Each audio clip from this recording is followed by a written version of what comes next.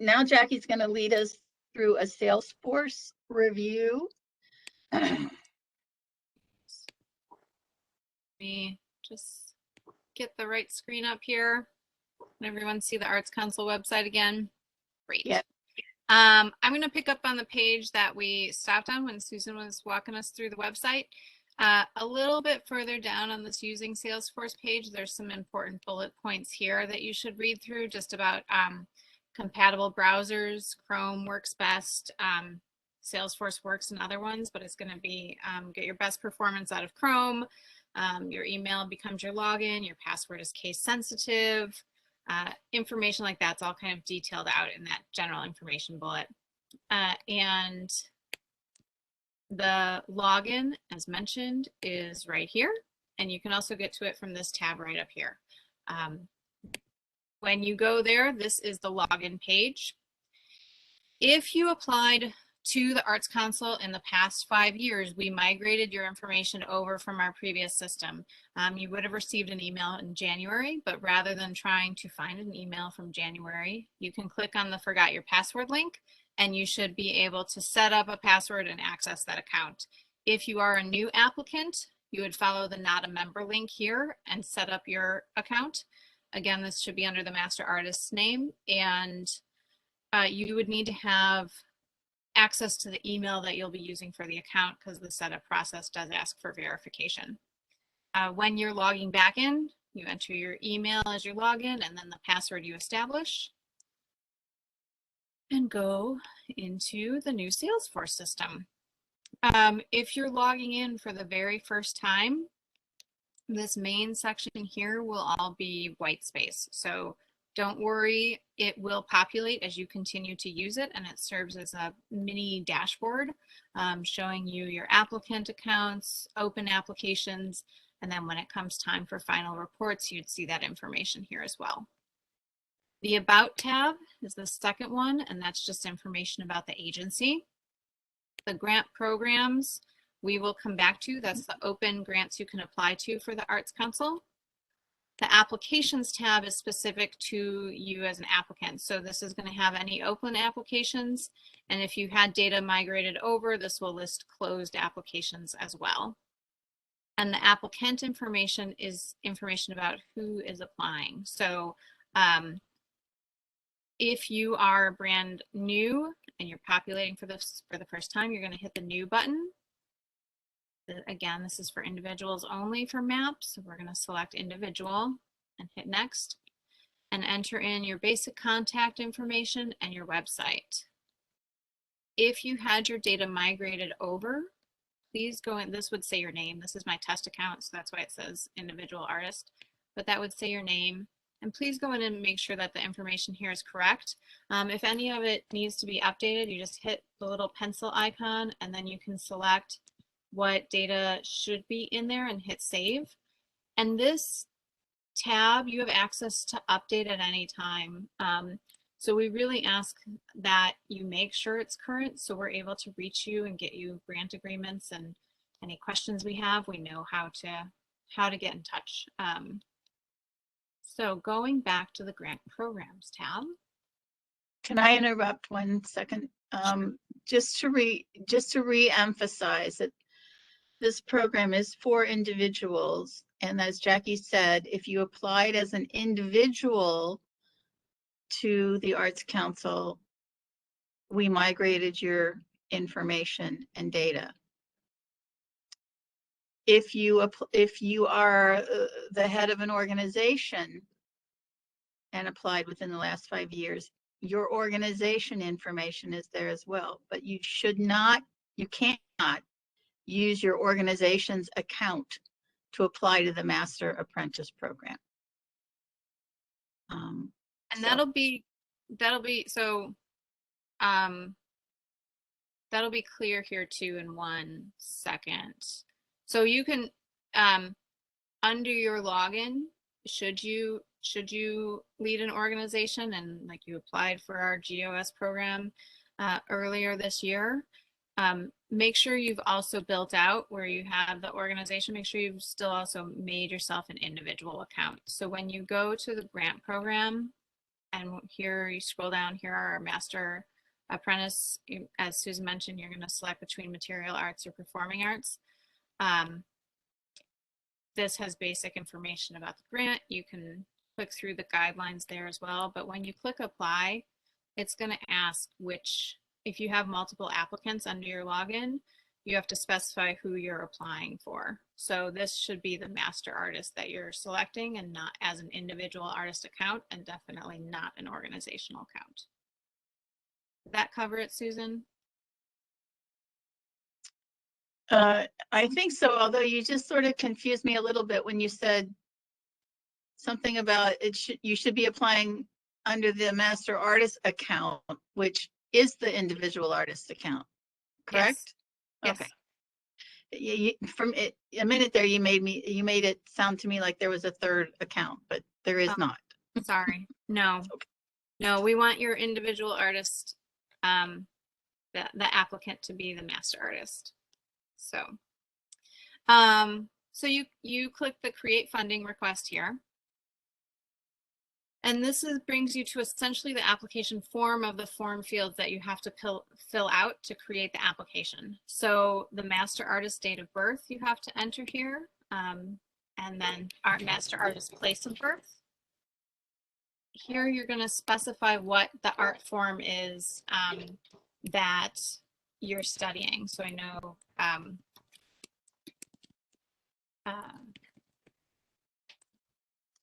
that in there. And then here is all the information for the apprentice that we want you to put in.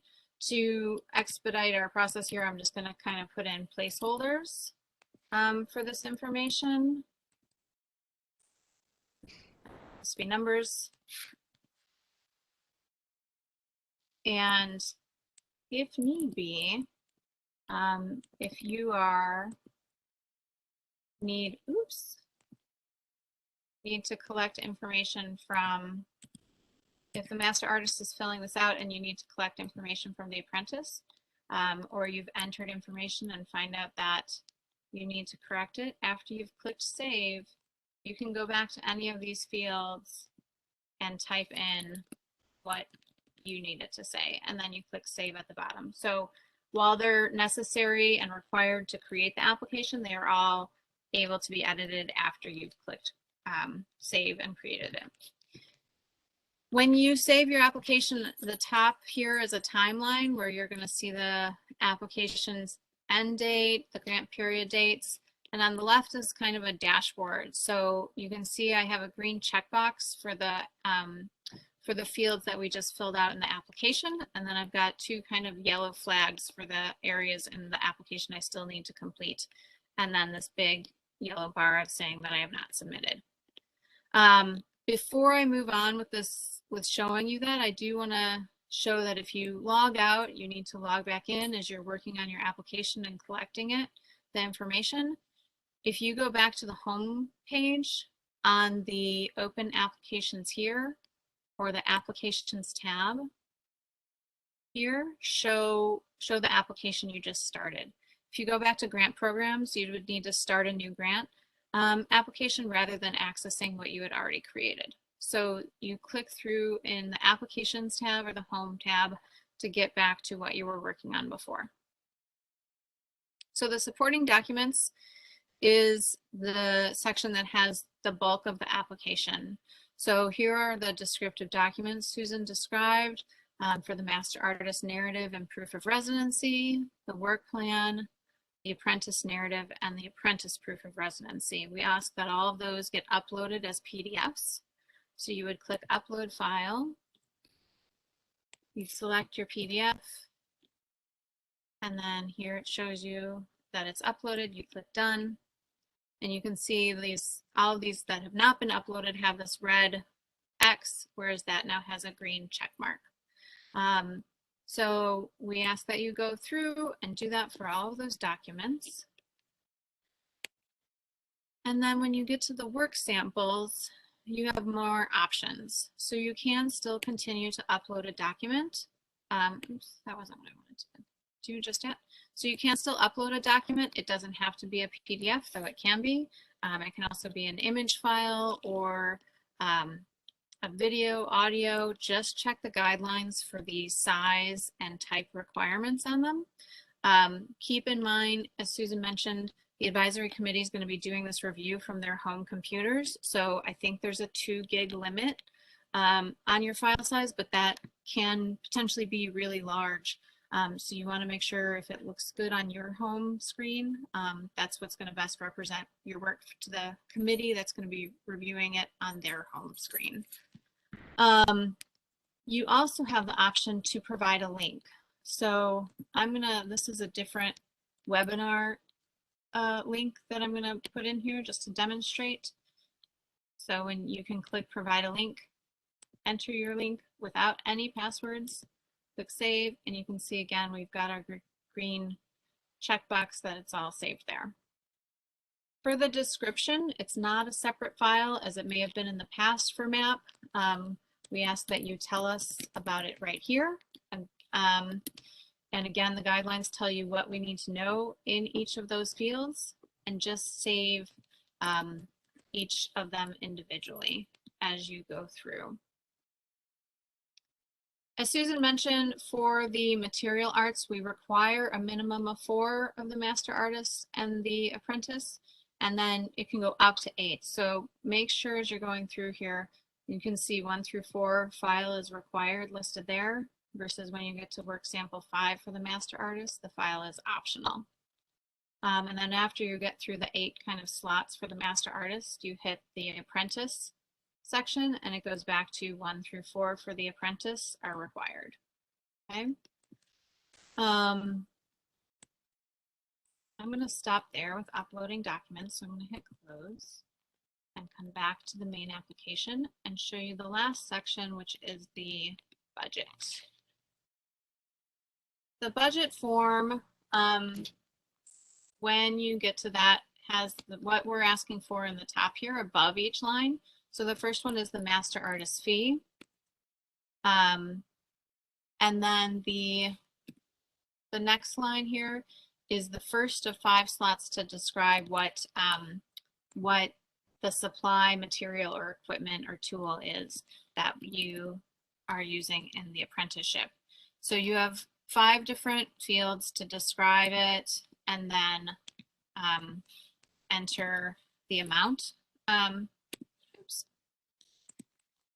After you go through those 5 fields, you have amount budgeted for in-state travel, amount budgeted for the public presentation, a description of the documentation process, and then the amount budgeted for the documentation. As you can see, it self-calculates here as you go through and enter your amounts.